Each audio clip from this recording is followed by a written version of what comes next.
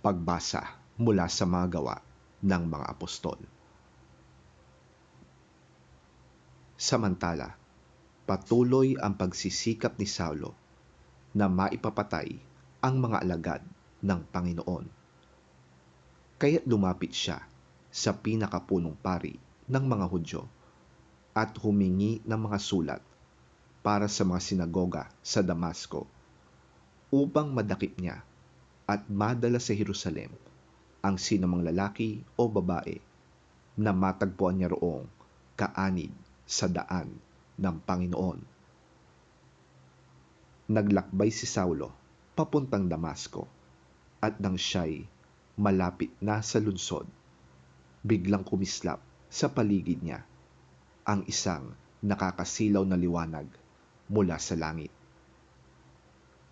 Natumba siya sa lupa at narinig niya ang isang tinig na nagsasabi, "Saulo, Saulo, bakit mo ko inuusig?"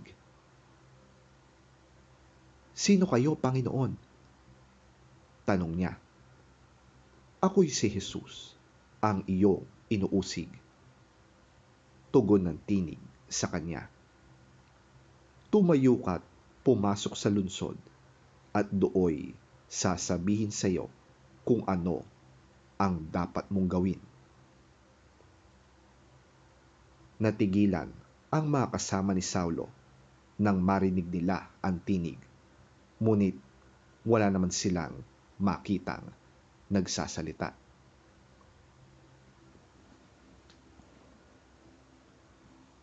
Tumayo si Saulo at nang dumilat, hindi na siya makakita. Kaya't siya'y inakay ng mga kasama niya hanggang sa Damasco. Hindi siya nakakita sa loob ng 3 araw. Hindi rin siya kumain ni uminom. Sa Damasco naman ay may isang alagad na ang pangalay Ananias.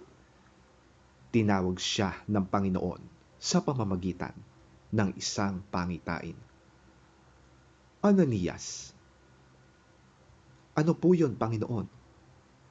tugon niya.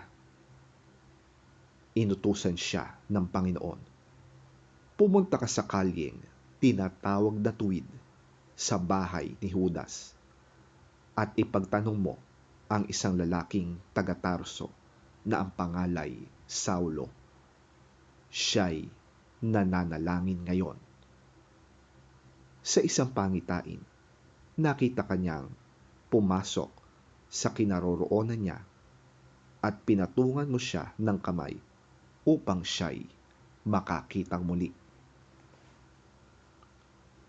Sumagot si Ananias, "Panginoon, marami na po ang nagbalita sa akin tungkol sa taong ito at tungkol sa mga kasamaang ginawa niya sa inyong mga hinirang sa Jerusalem.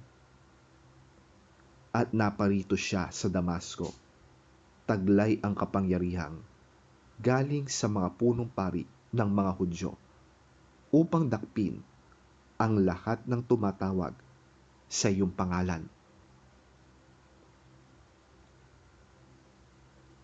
Ngunit sinabi sa kanya ng Panginoon, "Pumunta ka roon, sapagkat pinili ko siya upang ipangaral ang aking pangalan sa mga hintil, sa mga hari, at sa mga anak ng Israel.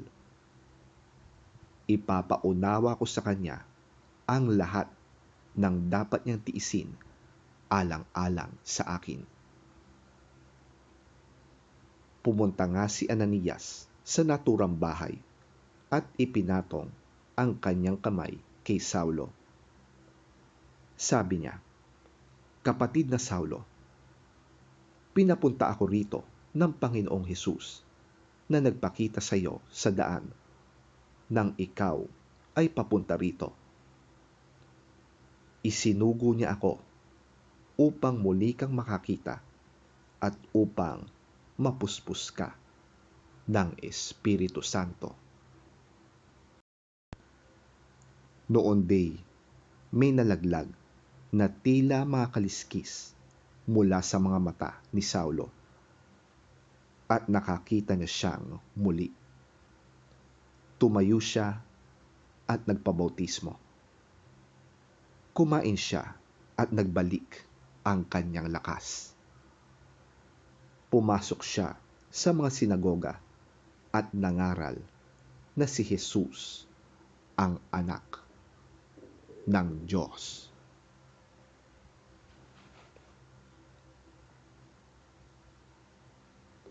Ang salita ng Diyos. Salamat sa Diyos. Ang mabuting balita ng Panginoon ayon kay San Juan. Papuri sa iyo, Panginoon. Dahil dito'y nagkaroon ng mainitang pagtatalo-talo ang mga Hudyo. Paanong maibibigay sa atin ng taong ito ang kanyang laman upang makain natin? Sinabi ni Jesus, pakatandaan ninyo, malibang kainin ninyo ang laman ng anak ng tao at inumin ang kanyang dugo, hindi kayo magkakaroon ng buhay. Ang kumakain ng aking laman at umiinom ng aking dugo ay may buhay na walang hanggan, at muli ko siyang bubuhayin sa huling araw, sapagkat ang aking laman ay tunay na pagkain at ang aking dugo ay tunay na inumin. Ang kumakain ng aking laman at umiinom ng aking dugo ay nananatili sa akin at ako naman sa kanya. Buhay ang Ama na nagsugo sa akin, at ako'y nabubuhay dahil sa kanya. Gayon din naman, ang sino mang kumain sa akin ay mabubuhay dahil sa akin. Ito ang tinapay na bumaba mula sa langit. Hindi ito katulad ng kinain ng inyong mga ninuno sa ilang. Namatay sila kahit na kumain yon. Ang kumakain ng tinapay na ito ay mabubuhay magpakailanman. Sinabi ito ni Jesus sa sinagoga habang siya'y nagtuturo sa Capernaum.